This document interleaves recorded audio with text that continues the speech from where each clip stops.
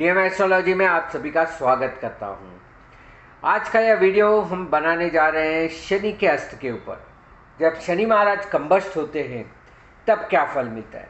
हम सब जानते हैं कि सूर्य से हर एक ग्रह कुछ ना कुछ डिग्री पे रहते हैं, तो वो अस्त के रहते हैं, क्योंकि सूर्य का प्रभाव ही इतना है कि सूर्य के प्रभाव के कारण उन ग्रह अपना फल नहीं दे पाते। जैसे कि हम भी सूर्य की रोशनी को देखने के बाद अन्य कोई भी चीज़ों को देखते तो हमें भी वैसे ही अंधेरा दिखता है, धब्बा दिखता है। वैसे ही जब कोई ग्रह बहुत ज़्यादा करीब में आ जाता है शनि के, सूर्य के, तब ये किस्सा बनता है। तो हर एक ग्रह का अस्त का क्या फल रहता है वो तो मैंने अस्त का कंबस्ट प्लेनेट वीडियो किया ही है। आज हम खास बात करने जा रहे हैं शनि के अस्त के बारे में कि शनि महाराज जब अस्त के होते हैं तो किन किन चीज़ों पे असर होती है। सामाजिक तौर पे, आर्थिक तौर पे, व्यक्तिगत रूप पे शनि का क्या महत्व है और जब वो अस्त का होता है तो क्या फल देता है। हम सब जानते हैं कि शनि महाराज अभी मकर राशि में स्थित है और 14 जनवरी से सूर्य भी मकर राशि में चल रहे हैं। यह अस्त की जो घटना है वो 19 जनवरी से लेके 21 फरवरी तक रहेगी।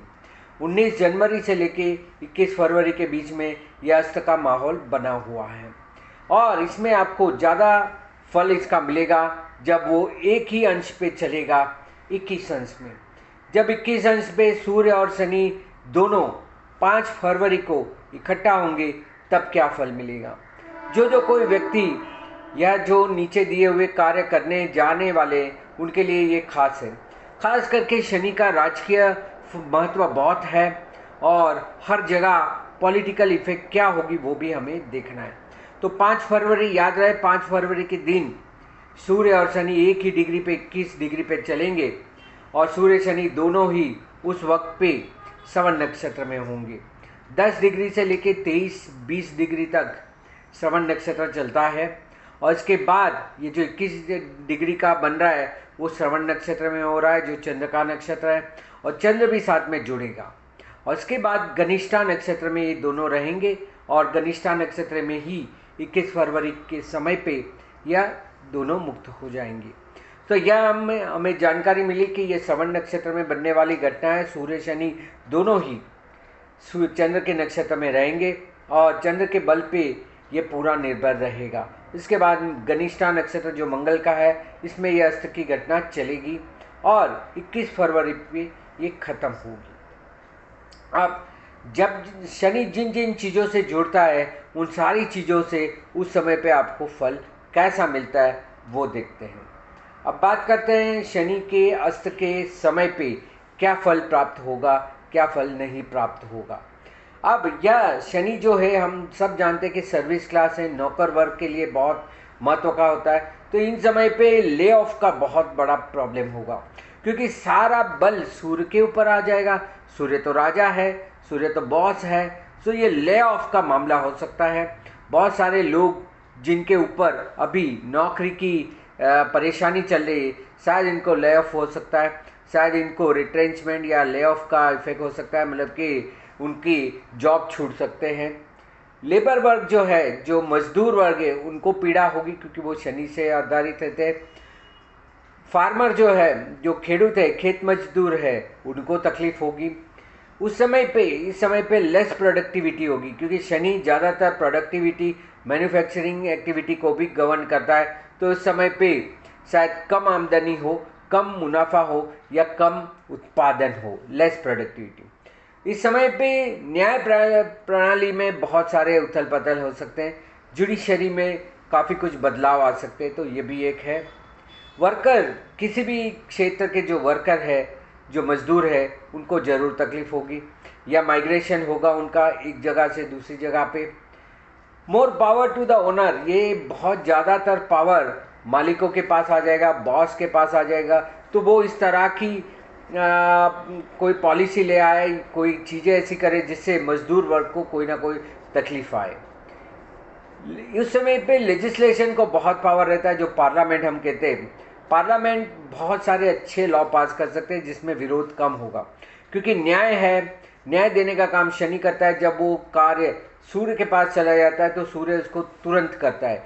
जो न्यायपालिका में विलम्ब हो रहा है या आप भी कोई केस वगैरह में है उलझे हुए और उसको निपटाना चाहते, ख़त्म करना चाहते, तो आप भी उस समय पे याचिका कर सकते।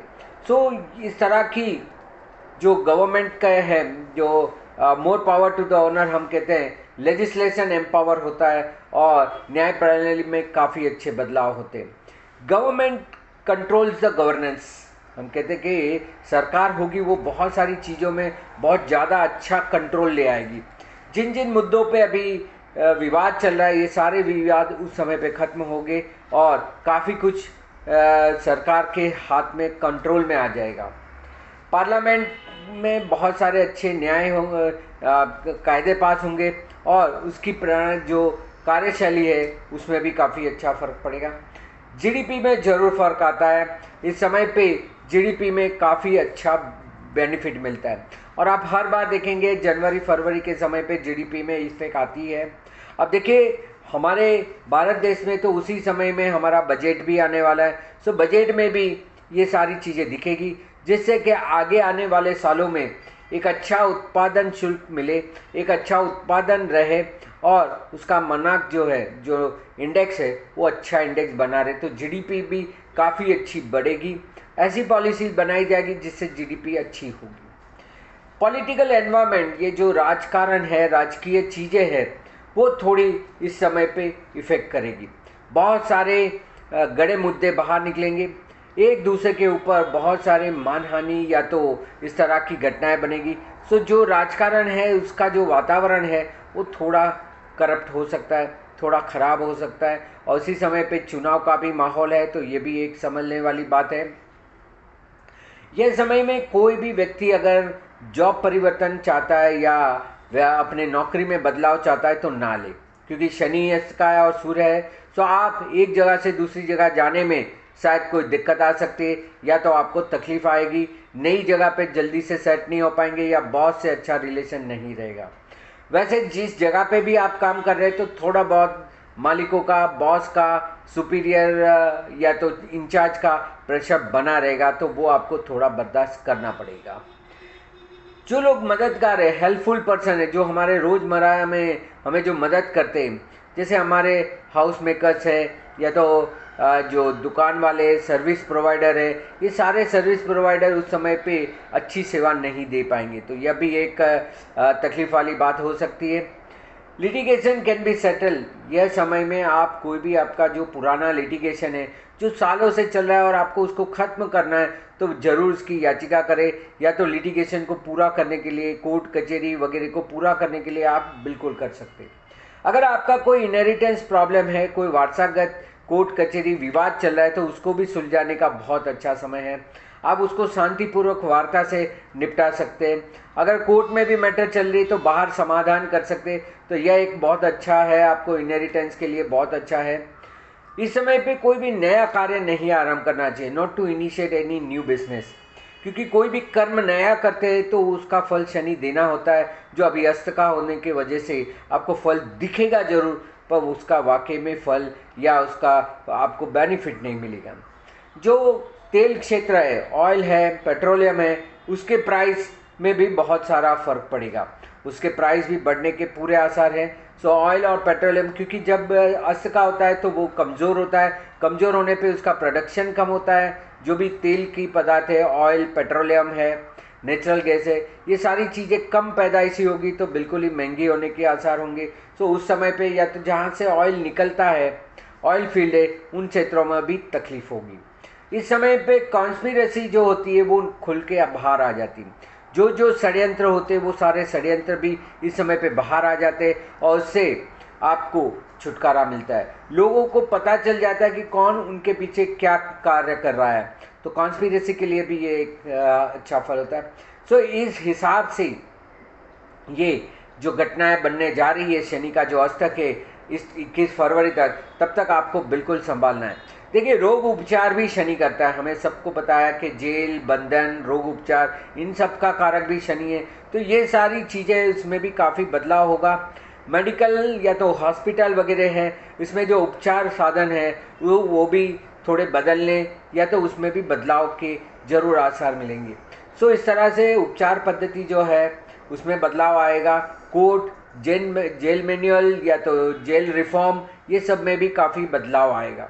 सो मोटा मोटी जो वर्किंग क्लास है, सर्विस क्लास है, उनको ज़रा तकलीफ होगी।